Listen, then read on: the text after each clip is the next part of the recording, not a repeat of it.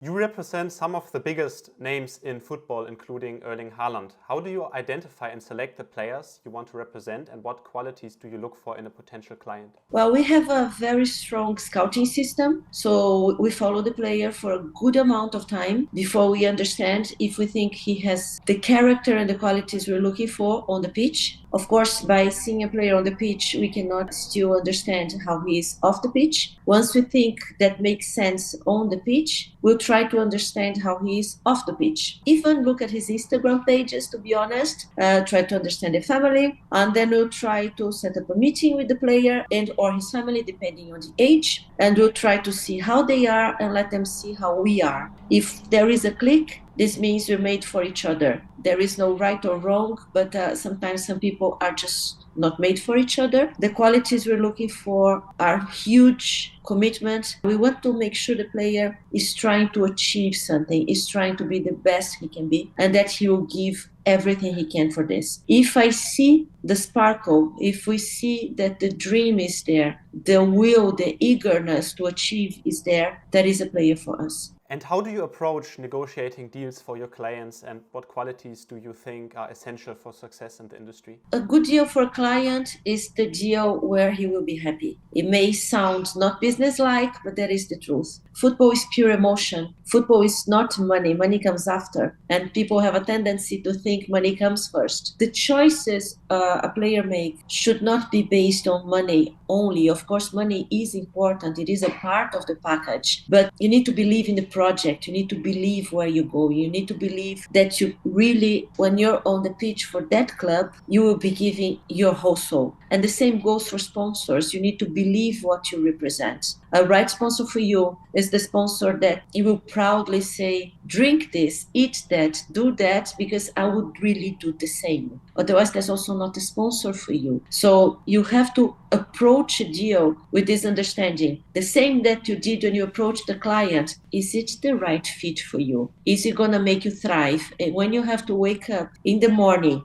and you're tired and you slept bad and you have a headache, you still want to do it, and you still will do it with your best intentions. And what challenges do you face as a football agent, and how do you deal with them? There's many challenges. I can tell you from a personal point of view, already the fact that I am a woman is a big challenge. It's a big challenge. It's really a male-oriented universe. There is resistance. There is resistance from clubs. There is resistance from players themselves. Sometimes there is a tendency to use gender as a way to downplay you in a negotiation table. That's a personal challenge. On a more universal challenge, I think today there is huge misconception about what an agent does. There is formed public opinion about how an agent operates and what his intentions are. And this public opinion has been formed on purpose or not.